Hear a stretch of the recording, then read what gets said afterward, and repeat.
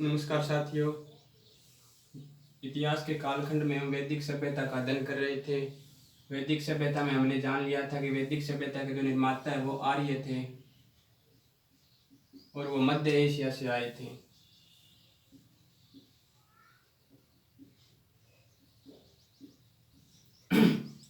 वैदिक सभ्यता का काल विभाजन भी हमने कर लिया था। वैदिक सभ्यता जो है वो 1500 BC से 600 BC के मध्य चलती है। वैदिक सभ्यता को 2 पार्ट्स में भी हमने विभाजित किया था। पूर्व वैदिक काल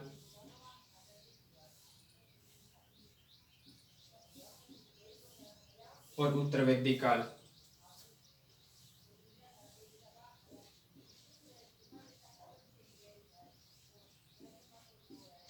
अगर इनके टाइम पीरियड की बात करें तो ये तो 1500 BC से 1000 BC के मध्य चलता है और उत्तर वैदिक काल जो है वो 1000 BC से 600 BC के मध्य चलता है।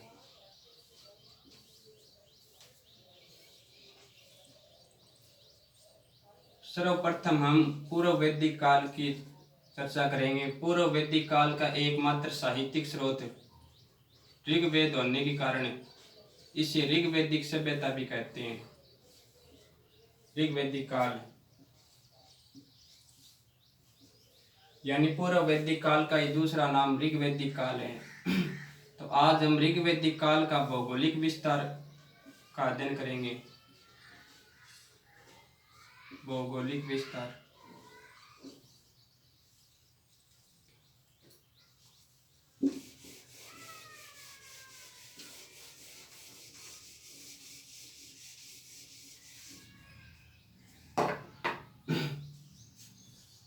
आर्य जो है वो मध्य एशिया के निवासी थे और पशुपालन के रूप में पशु चराते हुए भारत में प्रवेश किया।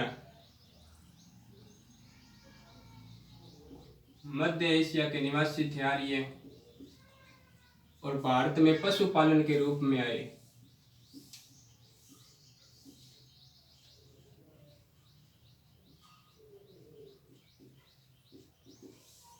भारत में आकर के सर्वप्रथम वे भारत के उत्तर पश्चिमी इलाके में बसे।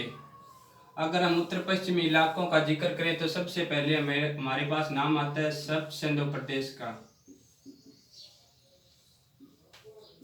सप्त सिंधु प्रदेश भारत के उत्तर पश्चिमी इलाके में।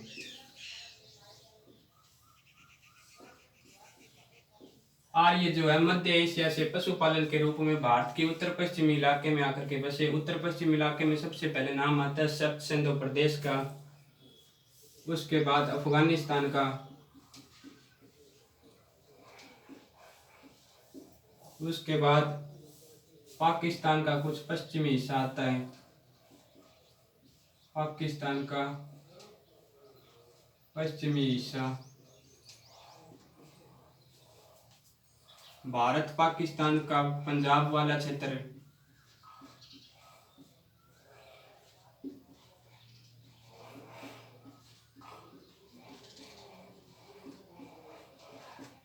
एक जो सिंधु नदी महत्वपूर्ण नदी थी वैदिक काल की, उसी का क्षेत्र आता है। सिंधु नदी का निचला क्षेत्र ये तथा भारत के उत्तर पश्चिम इलाकों का क्षेत्र। अगर भारत के अंदर की बात करें तो सबसे पहले कश्मीर आएगा, उसके बाद हरियाणा का क्षेत्र आएगा और उसके बाद राजस्थान का उत्तरी इलाका, जहां पर हम मत्स्य जनपद को पढ़ेंगे। आर्य जो है वो मध्य, ये है भौगोलिक विस्तार। भौगोलिक विस्तार पूर्व वैदिक काल का।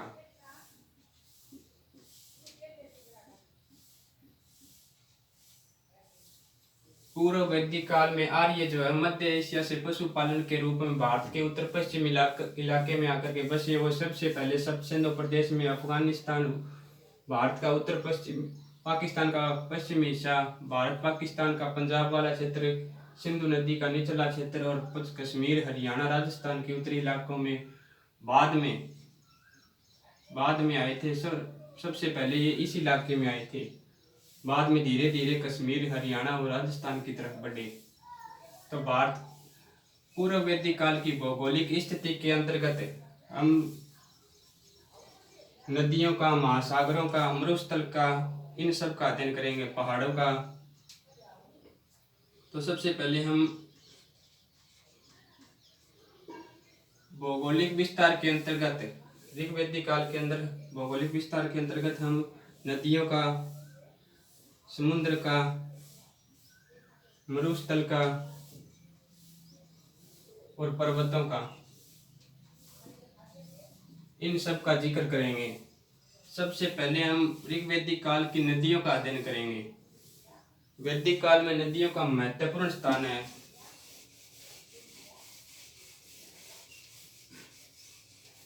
पूर्व वैदिक काल का भौगोलिक विस्तार के अंतर्गत हम सबसे पहले नदियों का अध्ययन करेंगे। वैदिक काल की नदियों के कुछ महत्वपूर्ण विशेषताएं हैं जो कि बहुत ही ज्यादा इम्पोर्टेंट है। सबसे पहले हम लिखेंगे पूर्व वैदिक काल की नदियों की विशेषताएं।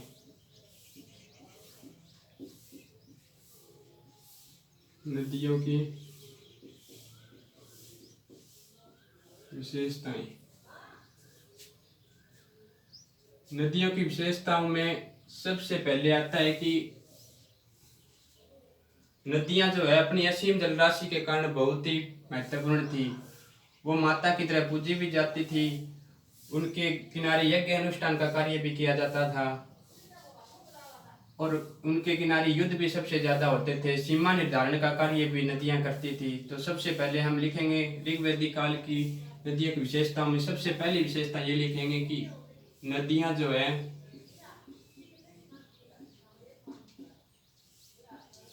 वो असीम जलराशि के कारण, वो अपनी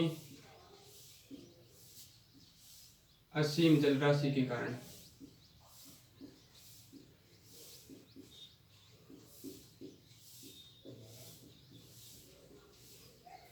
अपना महत्व रखती थी, अपना विशेष महत्व रखती थी।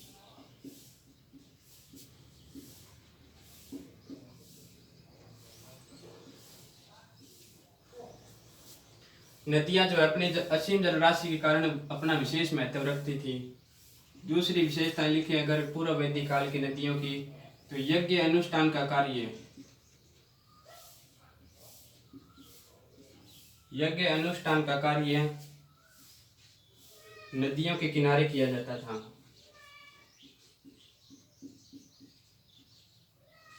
नदियों के किनारे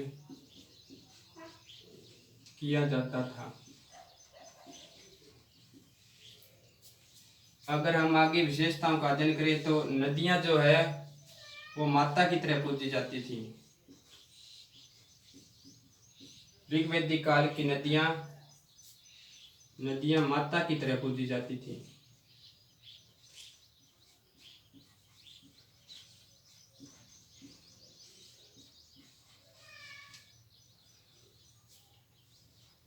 जैसे ऋग्वेद के छठे मंडल में सरस्वती सूक्त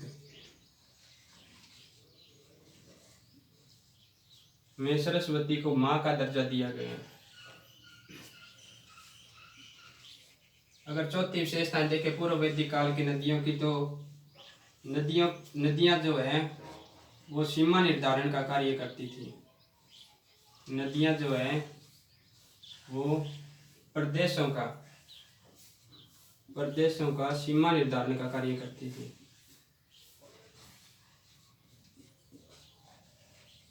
सीमा निर्धारण का कार्य करती थी।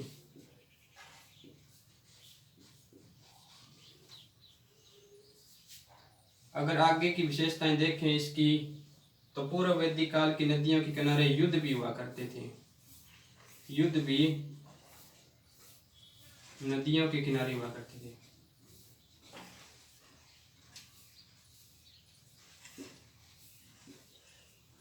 हुआ करते थे। आगे हम रावी नदी के तट पर दसरा के युद्ध का वर्णन करेंगे। जैसे रावी नदी के तट पर बाएं तट पर दसरा के युद्ध, जिसका वर्णन हम आगे करेंगे जब हम राजनीतिक व्यवस्था पढ़ेंगे तब। ये तो थी पूर्व वैदिक काल की नदियों की विशेषताएं। नदियां जो है वो अपनी असीम जलराशि के कारण बहुत ही महत्वपूर्ण थी। यज्ञ अनुष्ठान का कार्य भी नदियों के किनारे किया जाता था। नदियां वो माता की तरह पूजी जाती थी। नदियां जो है प्रदेशों की सीमा का निर्धारण करती थी और नदियों के किनारे युद्ध भी हुआ करते थे। यज्ञ अनुष्ठान का कार्य भी हुआ करता था। असीम जलराशि के कारण महत्वपूर्ण अपना महत्व रखती थी। नदियां जो है वो माता की तरह पूजी जाती थी। ये थी कुछ नदियों की विशेषताएं। आगे हम एक एक नदियों का अध्ययन करेंगे।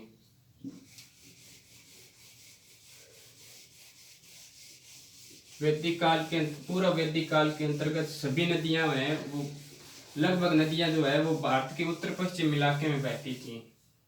सबसे महत्वपूर्ण नदी जो थी वो सिंधु नदी थी। सिंधु नदी, अगर हम सिंधु नदी को केंद्र में मान करके चले तो ये इसकी पश्चिमी दिशा हो गई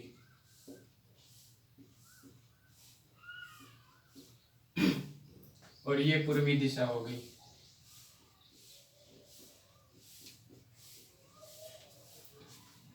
पश्चिमी दिशा की सबसे महत्वपूर्ण नदी जो है वो कुबा नदी थी। दूसरी जो नदी है वो कुरमू नदी थी। तीसरी जो नदी है वो सवात नदी थी। चौथी जो नदी है वो गोमती नदी थी। ये सिंधु नदी की पश्चिमी सहायक नदियां हैं जो कि अफगानिस्तान में बहती थी। वर्तमान में जो अफगानिस्तान का क्षेत्र है वहां वैदिक काल के अंतर्गत ये नदियां बहती थी। जो सिंधु की सहायक नदियां थी पश्चिमी दिशा की कुबा, कुरमू, स्वात, गोमती। दो और नदियों का भी पश्चिमी दिशा की ओर नाम आता है। उनमें नाम है रसा और सरयू नदी। लेकिन विद्वानों में ये मतभेद है कि सिंधु नदी की ये पश्चिमी सहायक नदियां थी या नहीं। ये मतभेद का कारण है। विद्वान अभी तक ये बता नहीं पाए है कि सरयू नदी है वो कौन सी दिशा की है या रसा नदी है वो कौन सी दिशा की है, लेकिन ये लगभग पश्चिमी दिशा की ओर गिनी जाती है। तो आप ये लिखना चाहो तो लिख सकते हो रसा व सरयू नदी, जो कि सिंधु नदी की पश्चिमी सहायक नदियां हैं। अब हम पूर्व की सहायक नदियों का अध्ययन करेंगे। सबसे पहले हम लिखेंगे सरस्वती, सतलज, रावी, व्यास, झेलम,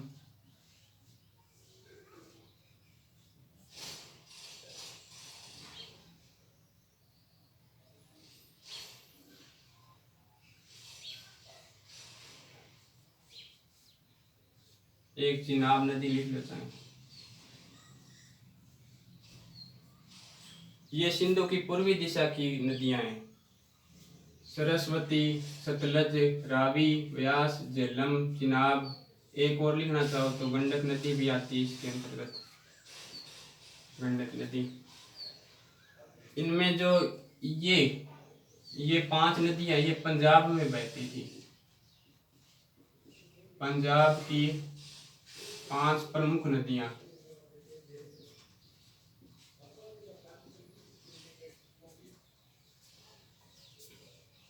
ये सिंधु नदी की पूर्वी सहायक नदियां हैं। पूर्वी दिशा की सहायक नदियां।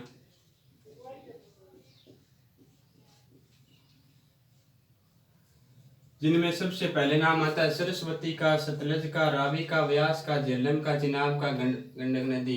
सतलज, रावी, व्यास, झेलम, चिनाब, ये 5 नदियां जो है वो पंजाब की नदियां हैं। जैसे इस तरफ ये अफगानिस्तान की नदियां, उसी तरह उधर ये पंजाब की नदियां हैं।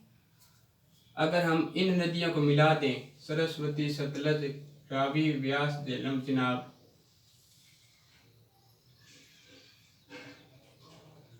तो ये सब सिंधु प्रदेश की नदियां हैं। सब सिंधु प्रदेश, सरस्वती, सतलज, रावी, व्यास, झेलम, चिनाब और सिंधु, इन सातों को मिला दे तो ये सब सिंधु प्रदेश की 7 नदियां बन जाती है। ये पंजाब की 5 नदियां और ये अफगानिस्तान की 4 नदियां हैं, जिनमें सबसे महत्वपूर्ण ये नदी है कुबा नदी। आगे हम एक एक नदियों का अध्ययन करेंगे, एक एक नदियों की विशेषताएं देखेंगे।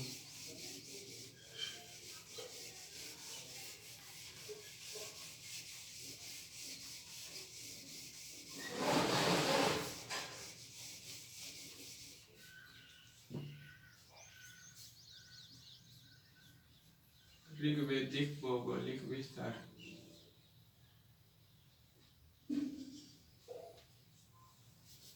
सबसे पहले हम सरस्वती नदी की विशेषता देखेंगे।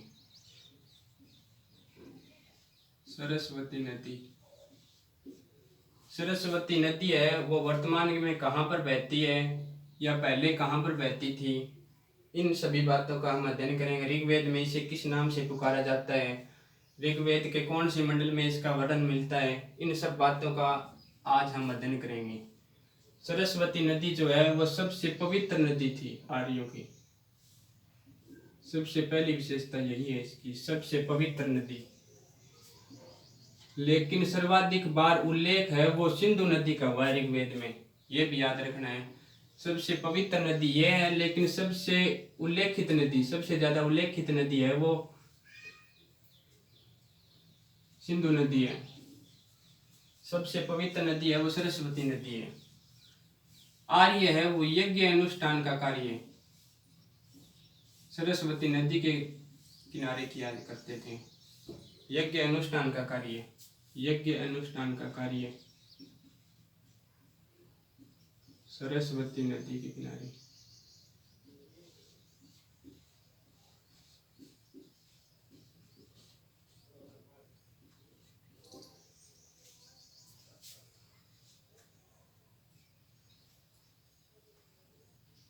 ऋग्वेद का 6वां मंडल है एक, ऋग्वेद के 6वें मंडल में सरस्वती नदी के अनेकों नाम मिलते हैं, जैसे नदी तमा, नदी तमे, देवी तमे, माते तमे,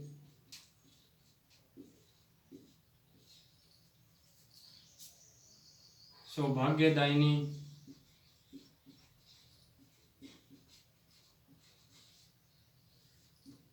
नदियों में अग्रणी,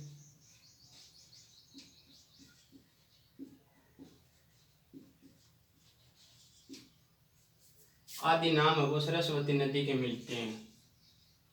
ऋग्वेद के 6वें मंडल में सरस्वती नदी के लिए नदी तमा, देवी तमे, माते तमे, सौभाग्यदायिनी, नदियों में अग्रणी आदि नाम मिलते हैं।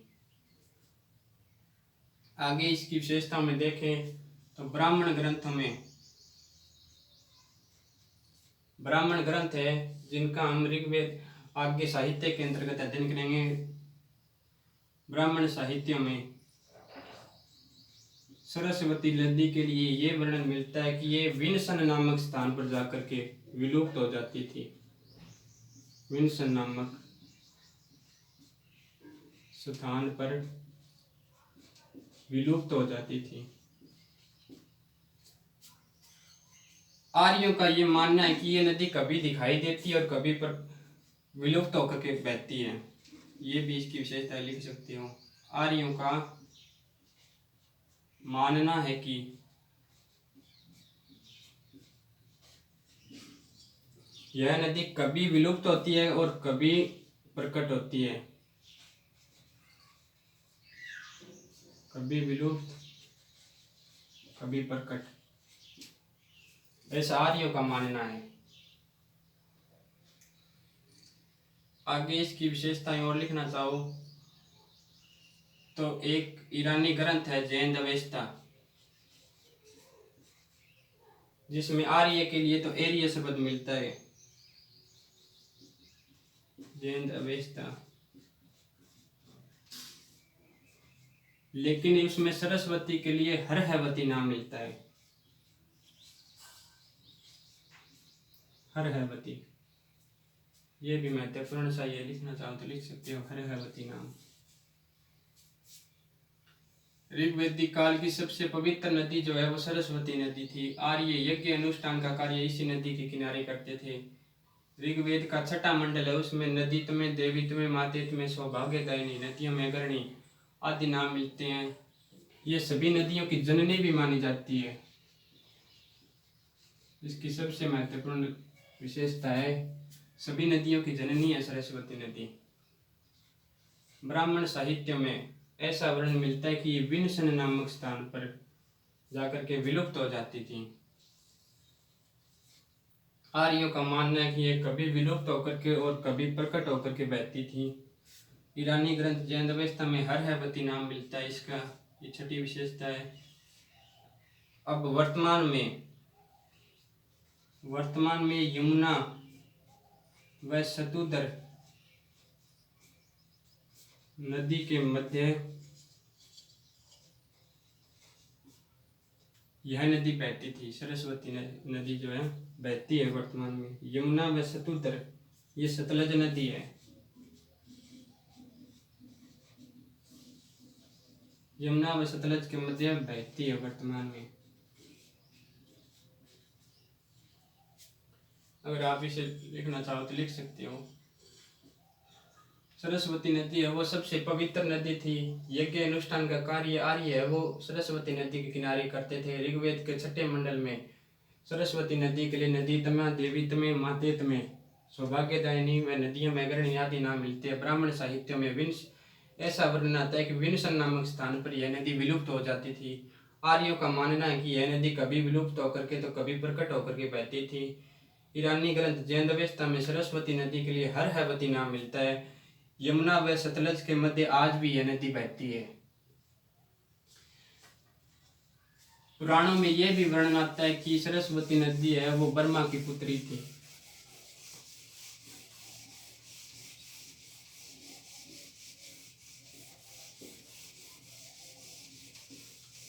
सरस्वती नदी से आगे हम सिंधु नदी की विशेषता देखेंगे।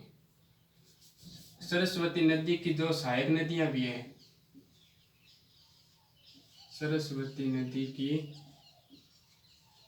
2 सहायक नदियां भी है, वो भी आप लिख लेना। उसमें सरस्वती नदी की 2 बहुत ही महत्वपूर्ण नदियां हैं, सहायक नदियां। सबसे पहली सहायक नदी है वो है दरसदवती। दरसदवती नदी। दूसरी सहायक नदी है अपाय नदी।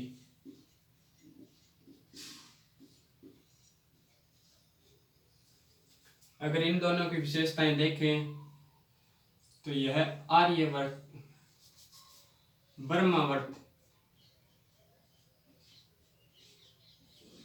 बर्मावर्त की सीमा का निर्धारण करती थी। सीमा का निर्धारण। और अपाय नदी जो है वो सरस्वती व दरसदवती के मध्य बहती थी। सरस्वती व दरसदवती के मध्य बहती थी।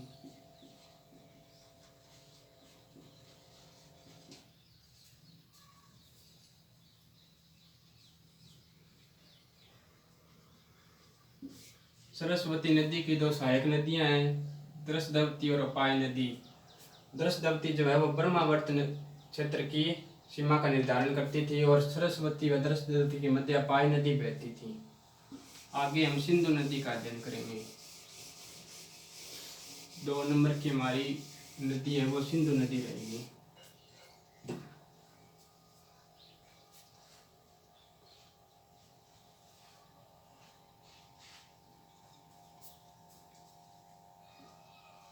सिंधु नदी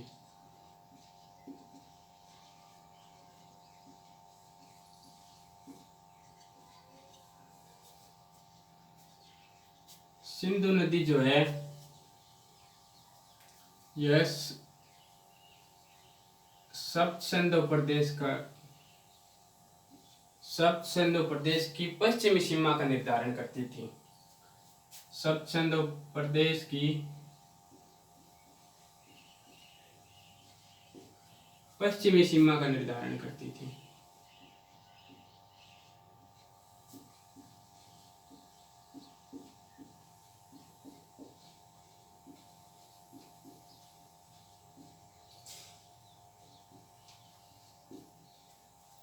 यह अपनी असीम जलराशि के कारण अपना विशेष महत्व रखती थी।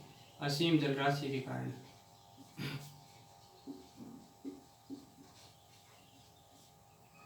सिंधु नदी की सबसे महत्वपूर्ण विशेषता जो है वो ये है कि ये सबसे ज्यादा उल्लेखित नदी है।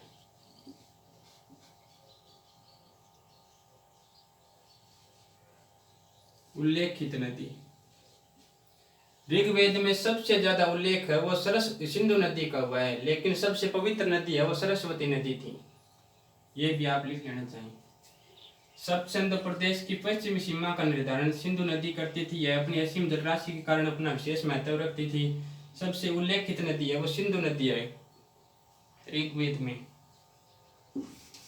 10वें मंडल में जिसका उल्लेख मिलता है। आगे 3 नंबर की नदी हम लिखेंगे वो है कुबा नदी। कुबा नदी कुबा जो नदी है ये काबुल नदी है, वर्तमान की काबुल नदी।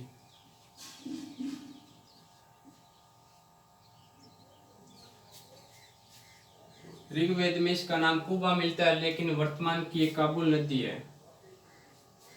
सिंधु नदी की पश्चिमी नदियों में सबसे महत्वपूर्ण नदी है वो कुबा नदी ही है।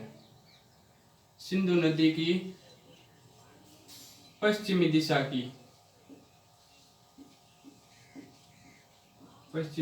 की सबसे सहायक नदी,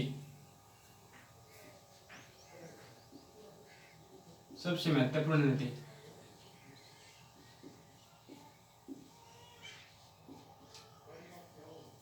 कुबा नदी है। कुबा नदी जो है वर्तमान में काबुल नदी नाम से जानी जाती है। सिकंदर के इतिहासकारों ने इसे कोफेन नदी कहा है। बहुत ही ज्यादा महत्वपूर्ण है कोफेन नदी। सिकंदर के यूनानी इतिहासकारों ने यूनानियों ने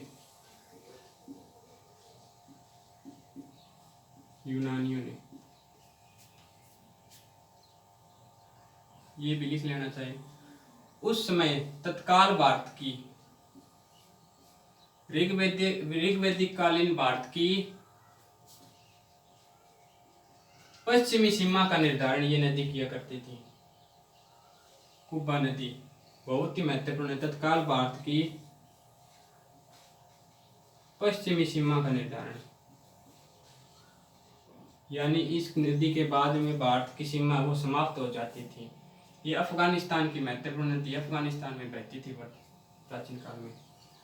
तत्काल भारत की पश्चिमी सीमा का निर्धारण कुबा नदी किया करती थी।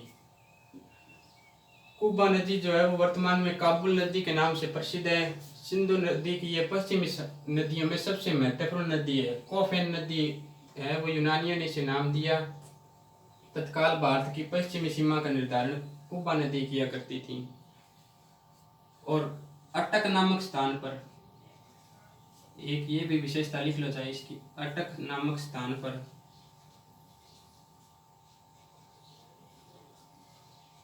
यह सिंधु में मिलती है। सिंधु नदी में अटक नामक स्थान पर मिलती है। ये तो थी कुबा नदी की विशेषता। अब आगे हम कुरमो नदी को पढ़ेंगे। 4 नंबर की जो हमारी नदी रहेगी वो कुरमो नदी रहेगी।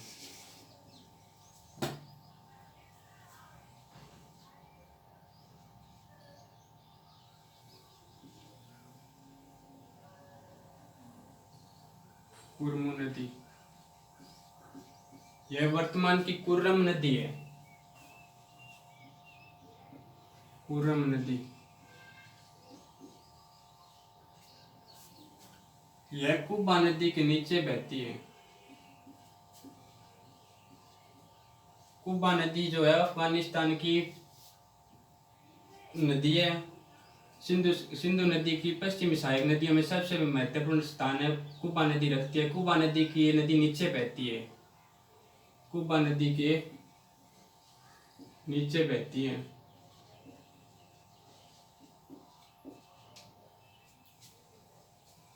और ईसाखेड़ा नामक स्थान पर यह सिंधु नदी में मिल जाती है। सिंधु में मिलती है।